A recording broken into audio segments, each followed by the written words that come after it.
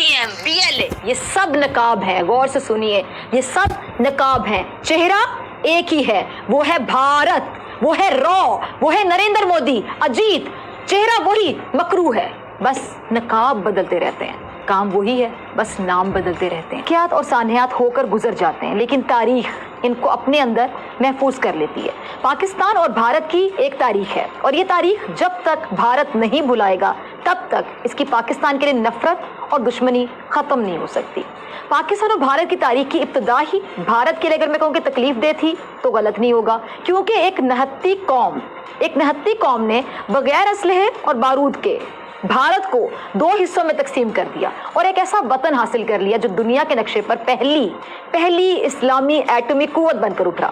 اپنا ٹوٹا ہوا حصہ واپس لینے کے لیے بھارت نے کئی بار سامنے سے وار کیے, لیکن اس کا فائدہ نہیں ہو سکا. اس نہتی قوم نے جیسے بھارت کو توڑ کر اپنا وطن حاصل کیا تھا, اسی طرح اس کا دفاع بھی بھرپور طریقے سے کیا. زخم بھی لگے, گرے پھر سنبھلے, گرے پھر سنبھلے, دکھ اٹھائے, اپنے پیارے اپنے ہاتھوں سے دفنائے, لیکن وطن پر آنچ نہیں آنے دی. بھارت کو کئی بار پاکستان کی طرف سے امن کا پیغام بھی دیا گیا, ہاتھ بھی بڑھایا گیا, لیکن بھارت تاریخ نہیں بھلا پا رہا. بھارت اس تکلیف سے باہر نہیں نکل پا رہا, اس تکلیف سے جو اسے 1947 میں پاکستان کی شکل میں ملی. پاکستان اور بھارت کی یہ تاریخ بھارتی ریاست کے لیے ناقابل قبول بھی رہی, اور بھارت وہ پہلی ریاست بن گیا جو وقت کے ساتھ آگے بڑھنے کے بجائے ماضی کی جانب بڑھنے لگا. اسی ماضی کو بنیاد بنا کر بھارت میں مسلمانوں کو دیوار سے لگایا جانے لگا. مسلمان کا مطلب بھارت میں پاکستانی سمجھا جانے لگا. یہ نفرت جب بے قابو ہوئی تو بھارت کے آئین, قانون اور معاشرے کا حصہ بن گئی. پاکستان مخالف نعرے لگوا کر لوگ الیکشن میں ووٹ حاصل کرنے لگے. مسلمانوں پر ظلم و ستم کا وعدہ کر کے بھارت میں سیاستدان اقتدار کا حصہ بننے لگے.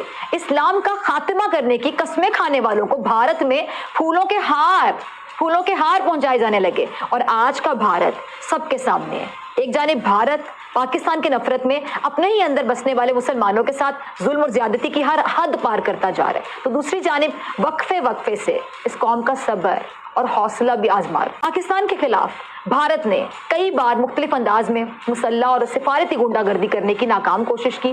آج ایک بار پھر اسی ناکام کوشش کا مظاہرہ کراچی میں دیکھنے کو ملا. صبح 10 بجے کراچی سٹاک ایکسچینج کے گیٹ پر 4 دہشت گردوں نے حملہ کیا. دہشت گرد جدید اسلحے سے پوری طرح لیس تھے. ان کے پاس طویل دورانیے تک لڑنے کا سامان بھی موجود تھا, اور ان کا تعلق دہشت گرد تنظیم BLA سے تھا.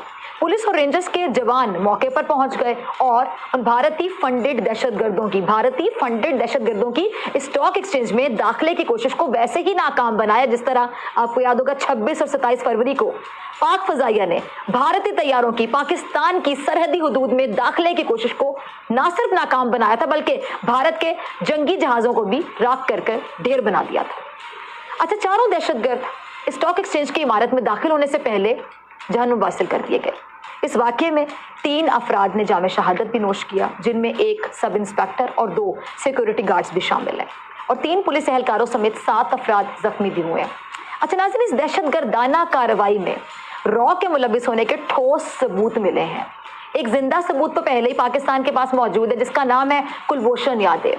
بھارت یہ کوشش دہائیوں سے کر رہا ہے, کبھی قومیت کے نام پر, کبھی فرقے کے نام پر, ایسے شرپسند گروہ بناتا ہے جو پاکستان میں معصوم افراد کو ورگلا کر ریاست کے خلاف کرنے کی کوشش کرتے ہیں, اور کہتے یہ ہیں کہ ہم تو اپنی قوم کے حقوق کی جنگ لڑ رہے ہیں. بھارت اس قوم کے بارے میں شاید, مجھے بھی کہنا پڑے گا کہ شاید اب تک صحیح سے جان نہیں سکا. ہر قوم کی طرح ہم میں بھی کئی خامیاں موجود ہیں. ہم لڑتے بھی ہیں, ہم میں اختلافات بھی ہوتے ہیں, ہم کے ساتھ غلط بھی کر جاتے ہیں, ہم رشوت خوری بھی کرتے ہیں, ہم کم بھی تولتے ہیں, ہم میں مزید کئی خامیاں ہوں گی, موجود ہیں, بالکل ہیں, اور ہم مانیں گے بھی. لیکن جب بات اس وطن کے دفاع پر آئی, اسی قوم نے ہمیشہ ایک قوم ہونے کا ثبوت دی ہے. تاریخ گواہ ہے کہ پاکستان کی بقا کے لیے اس قوم کا بچہ بھی موت کو گلے لگانا اپنا فرض اور باعث فخر سمجھتا ہے. یہ جو اسٹاک ایکسچینج پر حملے کی ناکام کوشش کی گئی, اس کوشش میں بھارت نے کتنا ہی پیسہ خرچ کیا ہوگا, ذرا سوچئے.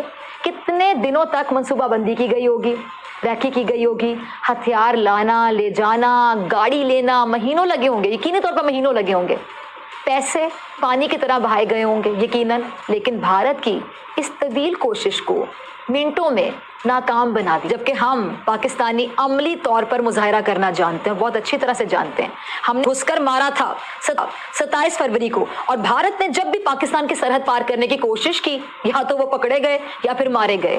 اور یہ جو 2 کوڑی کے لوگ، ذرا غور سے سنیے گا، جو 2 کوڑی کے لوگ جو بھارت کے ہاتھوں اپنا ضمیر بیچ کر خود کو کبھی اسلام کا ٹھیکیدار کہتے ہوئے TTP کا لبادہ اوڑھ لیتے ہیں، کبھی معصوم پشتونوں کا نام استعمال کرتے ہوئے PTM کا نقاب لگا لیتے ہیں، تو کبھی خود کو بلوچ قوم کا نمائندہ بنا کر دنیا کے سامنے پیش کرتے ہیں۔ یہ TTP، PTM، BLA، یہ سب نقاب ہے، غور سے سنیے، یہ سب نقاب ہیں، چہرہ ایک ہی ہے، وہ ہے بھارت، وہ ہے رو، وہ ہے نریندر مودی، اجیت، چہرہ وہی، مکروہ ہے، بس نقاب بدلتے رہتے ہیں، کام وہی ہے، بس نام بدلتے رہتے ہیں۔ بھارتی ریاست کی سوچ اگر میں کہوں کہ انتہائی چھوٹی ہے تو آپ اگری کریں گے۔ بھارت چھوٹا چور ہے، وہ سمجھتا ہے کہ وہ چوریاں کر کے دنیا میں ترقی حاصل کر لے گا، نام کما لے گا، یا پھر کسی طرح بڑا بن جائے گا، اسی لیے وہ ایسے چھوٹے چھوٹے ہتھ کنڈے، اوچھے ہتھ کنڈے کا استعمال کرتا ہے۔ کبھی پاکستان کے قومی راز چرانے کی کوشش کرتا ہے، تو کبھی اپنے لوگ پاکستان میں بھیج کر لوگوں کو برگلا کر اہم معلومات چرانے کی کوشش کرتا ہے تاکہ دہشت گردوں کو حملے کے لیے تیار کر سکے۔ اچھا، کئی دہائیوں سے مقبوضہ کشمیر چرانے کی بھی کوشش کر رہا ہے، کبھی پاکستان کے نام پر اپنے اندر رہنے والے مسلمانوں کے حقوق ہی چوری کر رہا ہے۔ لیکن میں بھارت کو آج بتانا چاہوں گی، ہر چیز چوری سے حاصل نہیں کی جا سکتی۔ اگر سب کچھ چوری سے حاصل کیا جا سکتا تو آج دنیا کا سب سے ترقی یافتہ ملک شاید بھارت ہوتا۔ اگر سب کچھ چوری سے حاصل کیا جا سکتا تو آج دنیا کی ہر نعمت بھارت کے پاس ہوتی۔ اگر چوری سے ہی سب کچھ حاصل کیا جا سکتا تو آج بھارت کی فوج دنیا کی سب سے طاقتور فوج ہوتی۔ اگر چوری ہی کامیابی کی ضمانت ہوتی تو آج بھارت دنیا کا سب سے کامیاب ترین ملک ہوتا، کیونکہ چوری میں تو ماہر ہے۔ لیکن چوری سے سب کچھ حاصل نہیں کیا جا سکتا نریندر مودی۔ آج بھارت چین کے ہاتھوں بدترین شکست سے دوچار ہو رہا ہے۔ سفارتی محاذ کی اگر میں بات کروں تو وہاں پہ بھی بھارت کو کوئی خاص کامیابی حاصل نہیں ہوئی۔ معاشی طور پہ بھی بھارت خاطر خواہ نتائج حاصل نہیں کر سکا۔ خود بھارت کے اندر ایک جنگ جاری ہے، اور سرحد پر چین کے ساتھ دوسری جنگ جاری ہے، اور اب پاکستان کے ساتھ بھارت ایک اور جنگ کرنے کے موڈ میں دکھائی دے رہا ہے۔ لگ ایسا رہا ہے کہ مودی نے بھارت کو اپنے اس دور حکومت میں مکمل طور پر نیست و نابود کرنے کی نیت کر لی ہے۔ اگر اسی نیت کے ساتھ مودی خطے میں امن اور استحکام بڑھانے کے لیے ہاتھ بڑھاتا تو یہی پیسہ جو مودی پاکستان کے خلاف استعمال کر رہا ہے وہ اپنے لوگوں کی فلاح و بہبود کے لیے استعمال کرتا۔ جو جنگ مودی پاکستان سے لڑنے کی کوشش کر رہے ہیں، یہی جنگ اگر بھارت میں جہالت، غربت، انتہا پسندی کے خلاف لڑتا تو بھارت اور پاکستان کی سرحدیں بھی یقیناً محفوظ ہو جاتی، خطے کا امن بھی محفوظ ہو جاتا، ترقی اور معاشی استحکام کے آثار بھی واضح ہوتے چلے جاتے۔